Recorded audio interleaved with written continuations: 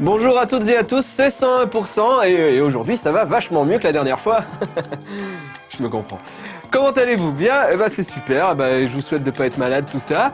Aujourd'hui on va voir une critique, Halo Wars, on va voir la Minute du Geek, Tokyo Café, mais on commence avec les news. Ouais, les news, c'est parce que c'est le début de l'émission. Please identify yourself and surrender home control. Près de 2 ans après son annonce, Jumpgate Evolution, le MMO développé par NetDevil et édité par Codemasters Online, revient à la charge. Une date de sortie vient enfin d'être annoncée. C'est en juin prochain que devrait sortir le jeu en Europe. De quoi ravir les quelques 150 000 bêta-testeurs qui s'étaient inscrits en fin d'année dernière pour essayer le jeu. Ce MMO spatial devrait proposer un gameplay tourné en grande partie vers l'action avec des combats en PvE mais surtout en PvP. Lors de ces derniers, des groupes de pilotes devront notamment allier leurs forces afin, par exemple, de protéger une base perdue au milieu de l'espace. Outre les combats, il ne faudra pas non plus oublier la partie collecte de ressources, qui permettra aux joueurs de gagner de l'argent pour améliorer l'équipement de leur vaisseau. Sinon, le déroulement du jeu se veut plutôt classique, avec la création de son avatar en début de partie, ou encore des missions à remplir pour progresser dans l'aventure. Enfin, Jumpgate Evolution sera a priori peu gourmand en ressources et devrait être ainsi jouable sur la plupart des machines.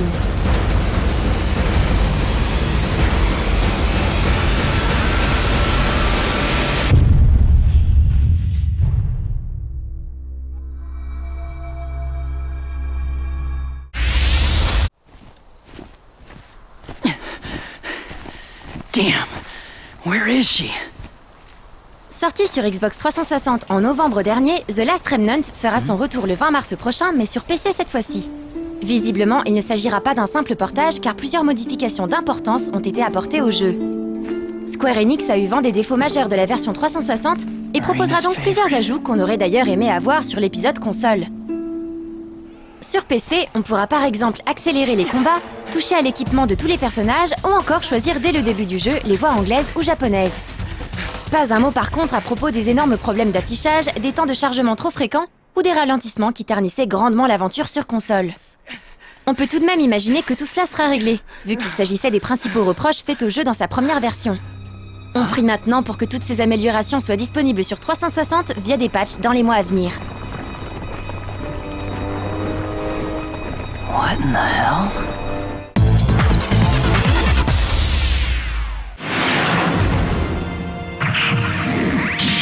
Koei présentait la semaine dernière à la presse les 3 prochains Dynasty Warriors qui sortiront en Europe d'ici l'été.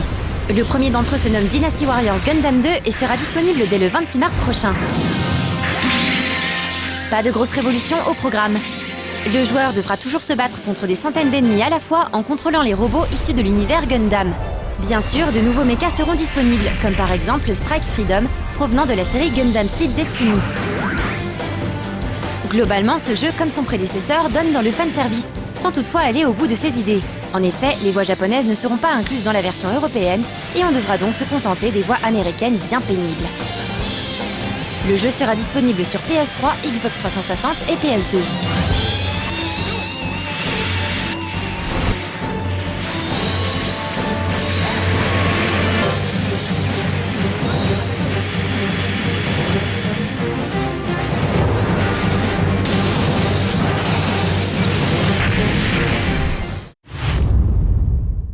Sur PSP, Dynasty Warriors Strike Force proposera lui un système de jeu un peu plus innovant qu'à l'accoutumée. Surfant sur la vague du succès de Monster Hunter, Koei a décidé de donner une orientation multijoueur à son jeu. Un peu comme dans un MMO, on devra donc créer son avatar, aller chercher des missions dans les villages, puis aller taper les ennemis dans des zones confinées. Mais plutôt que d'aller se battre tout seul, il sera préférable d'allier ses forces à 3 autres joueurs pour pouvoir abattre les méchants bien coriaces qui se trouveront sur notre chemin. Le jeu sera vendu en France dès le mois de mai prochain.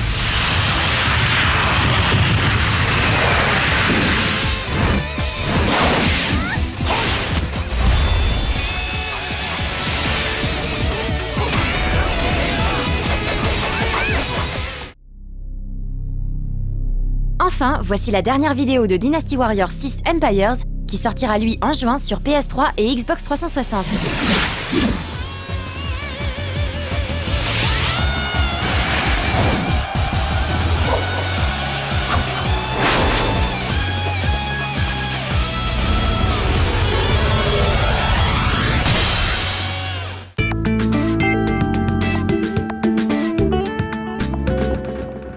j'essaye de mentir au public. Donc dès qu'on y va, je fais avec l'œil vif, tu vois. Et après, je retombe. Alors, eh bien, la semaine dernière, j'ai inventé un truc. J'ai inventé les 4 phrases de Star Wars. Enfin non, les 4 mots de Star Wars. Alors, vous ne comprenez rien, c'est normal parce que je m'explique super mal. Voilà, c'est facile. À mon avis, tout est à 4 mots de Star Wars dans le monde. Il suffit qu'on dise un mot. Eh bien, si on rajoute 4 autres mots, on arrive à une référence Star Wars. Vous avez compris? Oui, Mathilde, donne-moi un mot. Poubelle. Alors, poubelle. Oh non, poubelle, c'est trop facile. Non, bah oui, mais non, bon, d'accord, ok. Poubelle, déchets, donc machine de destruction de déchets, étoile noire, Han Solo, etc. Voilà. Vous pouvez essayer hein, chez vous, tout est à 4 mots de Star Wars. Par exemple, on va regarder la critique de Halo Wars. Wars, Star Wars. Alors Halo Wars, c'est une bonne idée quand même. Hein. C'est Halo, mais en version Wargame. Il fallait le faire, je pense. Vu le dernier Halo qui était bien, je pense qu'il fallait. Moi je dis ça, je dis rien.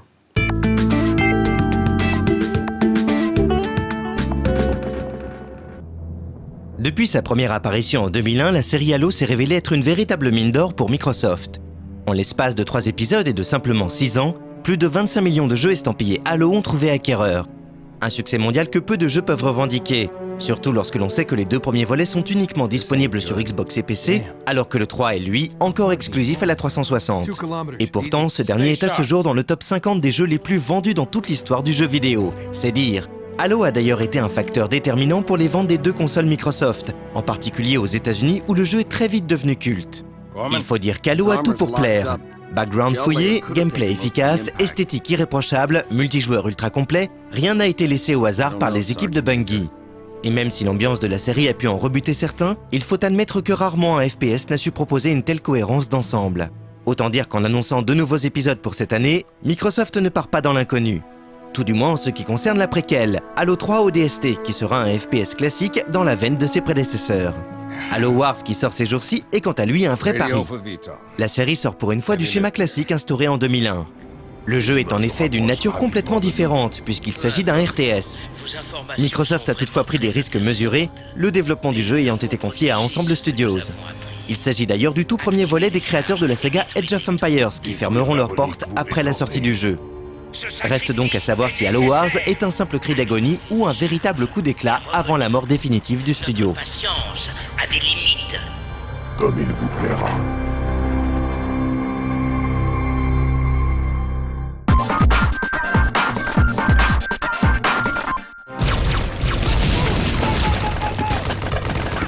Les événements de Halo Wars se déroulent 20 ans avant ceux d'Halo, au cours de l'année 2531.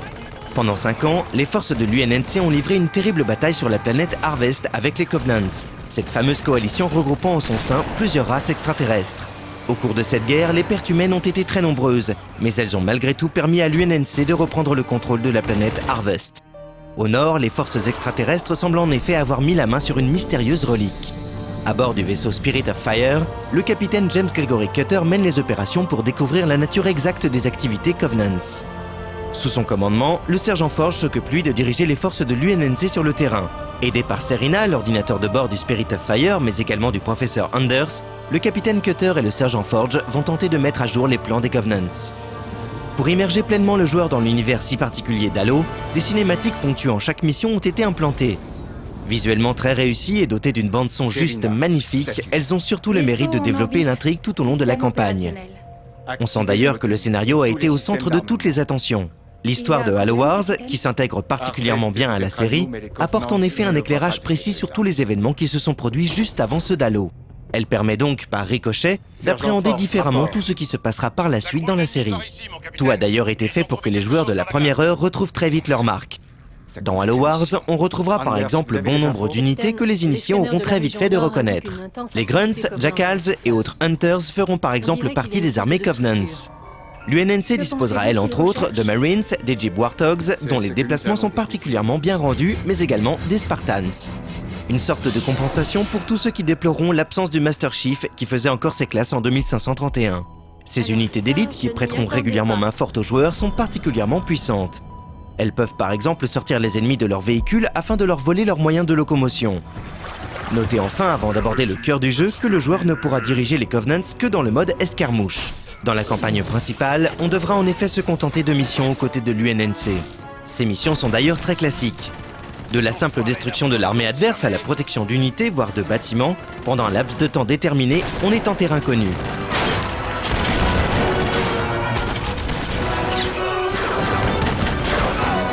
Hé, esprit, si fort! On va avoir besoin de renfort, là!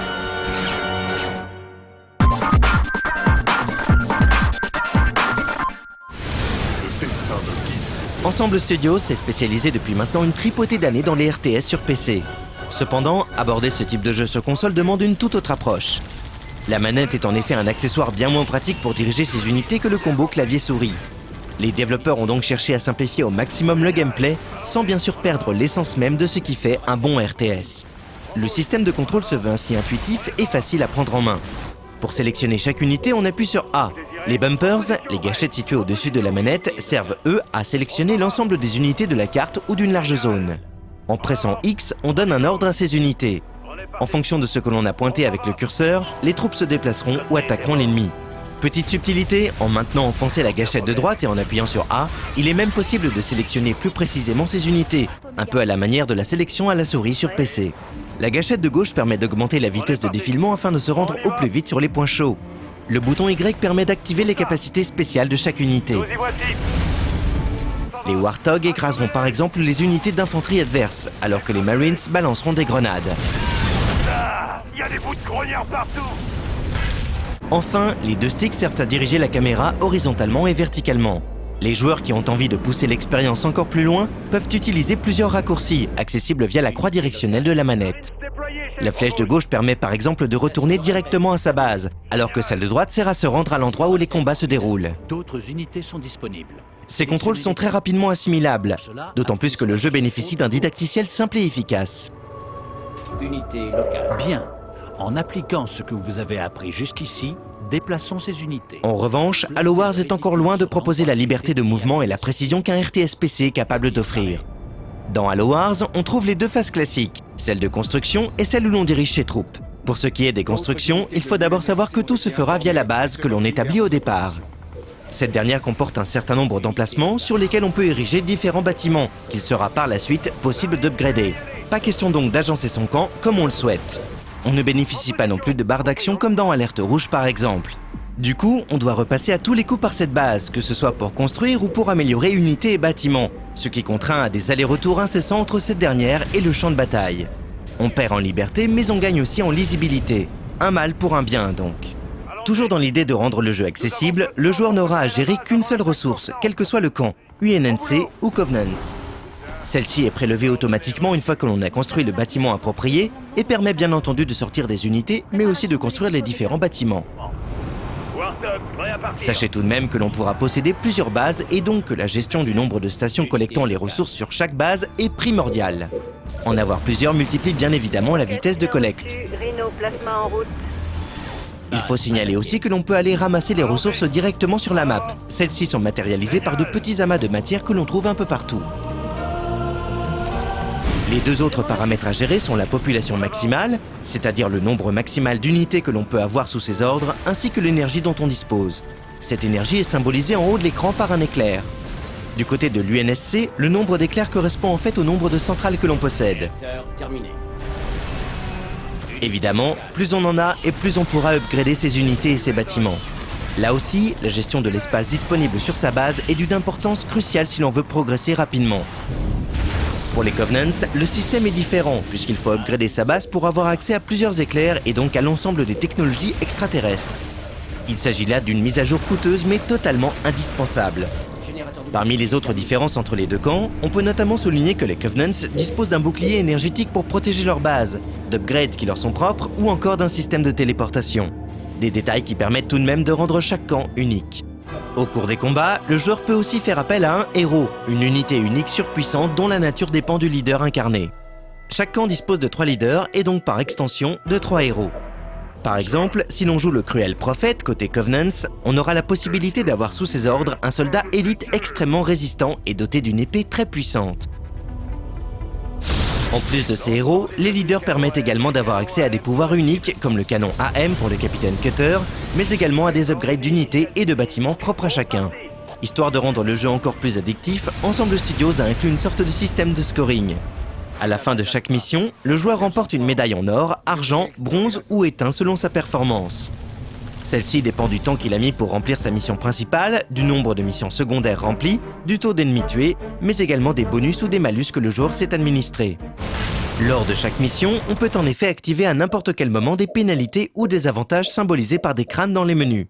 Ces derniers peuvent par exemple réduire ou augmenter de 50% la barre de vie de chaque unité.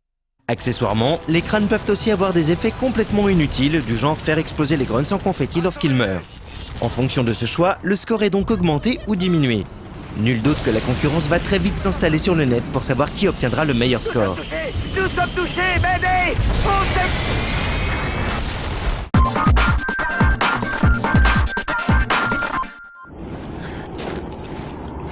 Ensemble Studios est parvenu à remplir son dernier objectif, celui de proposer un RTS accessible à tous, parfaitement jouable à la manette, le tout dans un univers préexistant.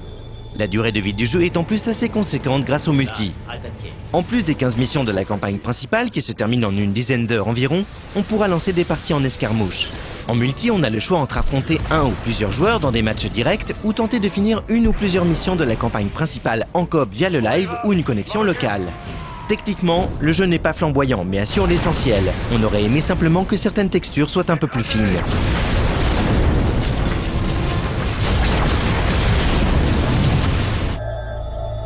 Les cinématiques bénéficient d'une réalisation impeccable, même si le doublage en français a tendance à gâcher les moments intenses de l'histoire. Bien, bien. Sésame, ouvre-toi. Les cartes, quant à elles, sont d'une taille assez limitée. C'est une nouvelle fois un choix qui semble avoir été fait pour éviter aux joueurs de s'en mêler les pinceaux. Naviguer sur une map de 10 km à la manette aurait été de plus fastidieux. Malgré tous les efforts fournis par Ensemble Studios, il subsiste l'éternel problème du système de contrôle à la manette. Il paraît évident que n'importe quel amateur de RTS préférera son bon vieux clavier pour les raccourcis et sa souris pour la précision qu'elle offre sur le champ de bataille. Un problème qui sera probablement résolu si le jeu sort sur PC, ce qui devrait être le cas d'ici quelques mois. Les joueurs les plus exigeants reprocheront probablement aussi au jeu de ne pas laisser assez de liberté d'action, comme le fait de ne pouvoir construire des bâtiments que sur les emplacements prévus à cet effet. On peut aussi souligner le fait que les parties se résument trop souvent à une simple bataille pour savoir qui aura le plus de bases. La victoire ira en effet systématiquement à celui qui a un maximum d'emplacements pour construire ses bâtiments et donc pour récolter plus vite ses ressources. Quoi qu'il en soit, il convient de saluer comme il se doit le dernier jeu d'Ensemble Studios, qui demeure l'un si ce n'est le RTS le plus abouti sur console. Avec Halo Wars, l'aventure se termine aussi bien qu'elle avait commencé en 1997 avec Age of Empires. Le jeu devrait en effet convenir aux fans de la série, aux néophytes, mais aussi à la plupart des joueurs confirmés en matière de RTS sur console. Ce qui devait être une guerre éclair s'est transformé en 5 années d'enfer.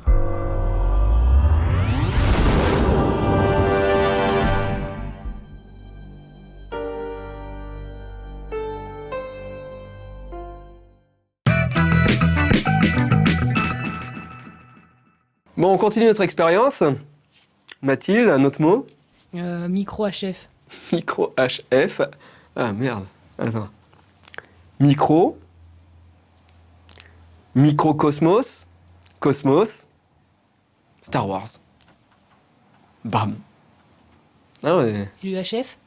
HF? Chef? Merde, comment il s'appelle le gros qui mange des pizzas? Jabba the Hutt. Jabba the Hutt. Chef, Jabba the Hutt. Jabba the Hutt, Han Solo, Star Wars. Bam. À part que j'avais oublié Jabba the Hutt, quand même. C'est quand même... Faut vraiment être con. Bon, on regarde la minute du geek, parce que Monsieur Pirot, lui, il aurait pas oublié Jabba the Hutt. Bah non, il était en vacances chez lui. Enfin non, il allait à l'école, en fait. Et ses parents, donc il habitait chez quelqu'un, et c'était Jabba the Hutt. Enfin, vous lui demanderez.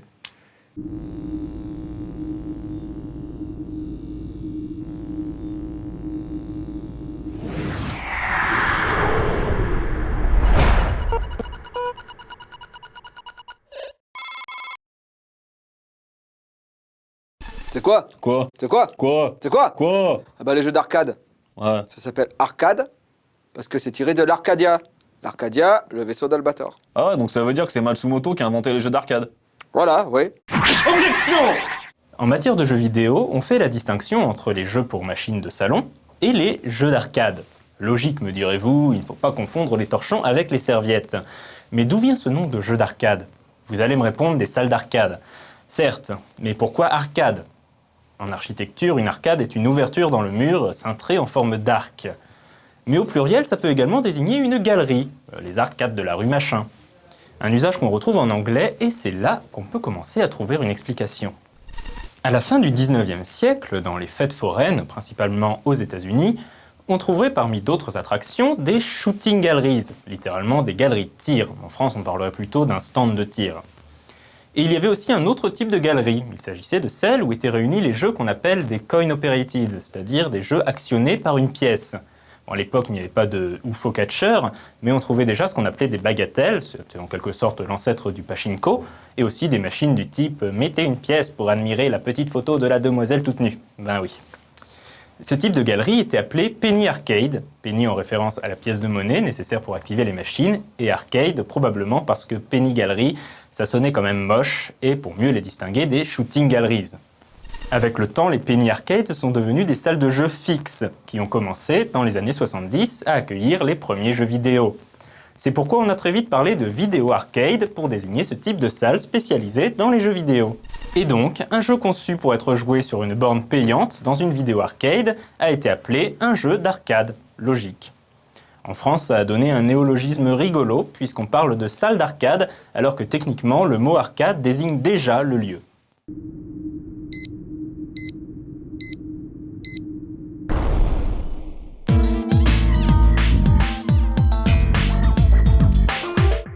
Voilà, ça va être Tokyo Café.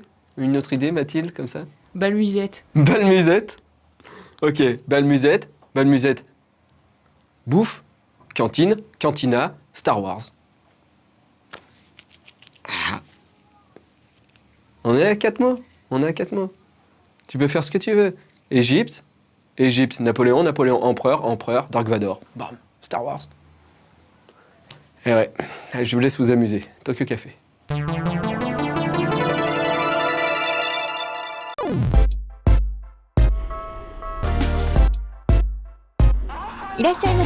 Tokyo Café, yokoso.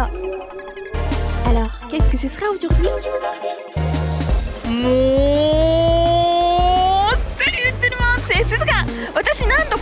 Salon de l'agriculture に来ています。もう牛がね、牛さんがねいるのすごいの楽しい。大興奮。そう去年ここに来て日本パビロンがあったので、今年もまたみんなに日本パビロンが何やってるかチェックお見せしたいと思います。レッツゴー日本パビロン。サロン・デ・ラグリクルチュールの入場者数はなんと60万人ということで、私もその中の一人ということでね、楽しみたいと思います。さあやってまいりました。ジャパンパビオンです。ちょっといろいろぐるっと回ってみましょうか。何か鈴鹿チェックが入るかもしれません。見てください、見てください。可愛らしい感じで。こちらは何ですか？こちらは日本からわさびを、ご案内に参りました。金釣りしていますけども、食べますよ。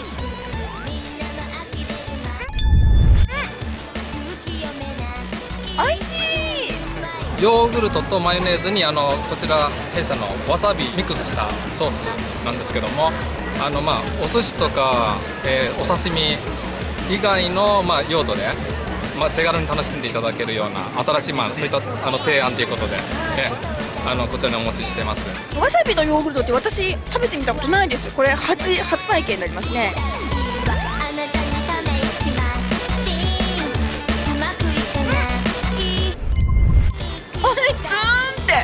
ツーンってきて美味しいです。でもヨーグルトでまろやか。アペリティフなんかにいいようなお菓子が出てますね。こんにちは。フランス人におすすめのお菓子ってどんなのがありますか？そちらはわさびグリーン豆ですね。わさびグリーン豆いただきます。いただきます。ピリッと美味しいです。雪の宿というんですけれども、昔おばあちゃんがよくおばあちゃん家に行った時にこういうお菓子くれてね、ポケットの中に入れて帰ってバリバリになったって。早速私、雪の宿オテル・ドゥ・ラ・ネージュいただきたいと思います。あ、軽いですね。これサクマ式ドロップスはあれですよ、ホタルの墓に出てきたものと同じものでございます。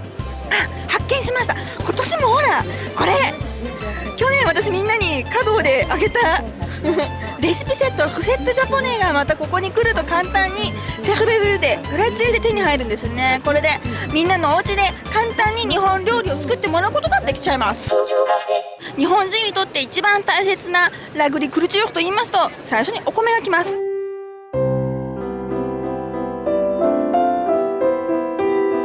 お米もね、作るのも一年中かかって大変なものでございます。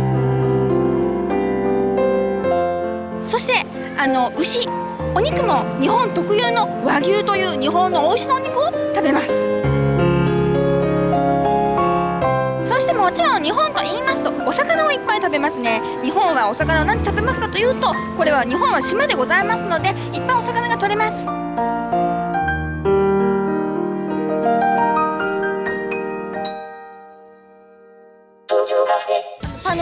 チェックしましたでしょうか。なんと漫画7に出てきたお好み焼きがこちらで食べれる。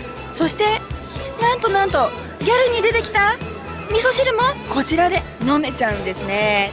驚きのお値段です。なんとお値段据え置き1ユーロガゴンガゴンガゴンということで、私おにぎりをちょっと買いたいと思います。はい、いただきます。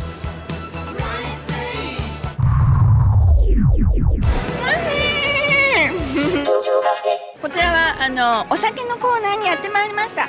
ですね、皆さんお酒はルールを守って美味しく飲みましょう。この間ね、日本の財務大臣もなんか変な集大さらしちゃいましたけれども、きちんとルールを守って飲めば美味しく飲めるものですので、日本酒っていうのはよくみんなね強いと思われてますけれども、大体ね14度15度ぐらいでワインと変わらないんですね。お酒の魅力、やはりですね、楽しく飲むということ、それからお酒を持ってですねコミュニケーションができますよね。日本酒って何種類ぐらいあるんですか、大雑把に。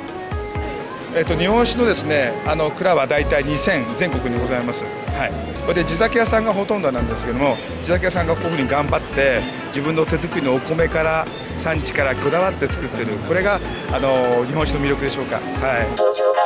お寿司のデモンストレーションが始まりますね。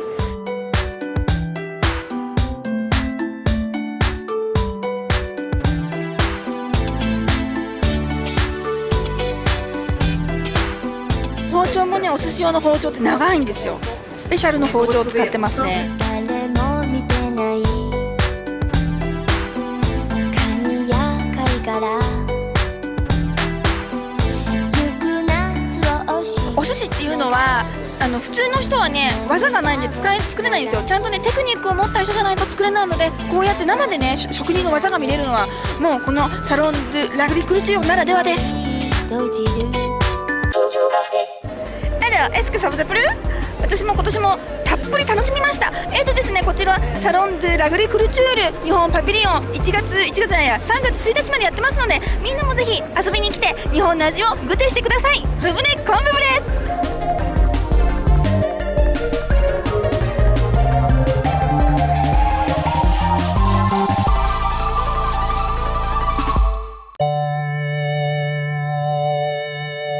Voilà, ce 101% est terminé. J'espère que vous allez vous amuser avec les 4 mots de Star Wars.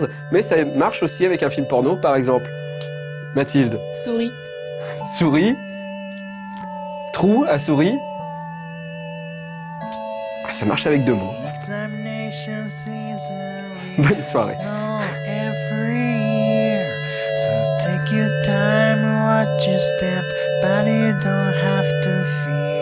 Silver snow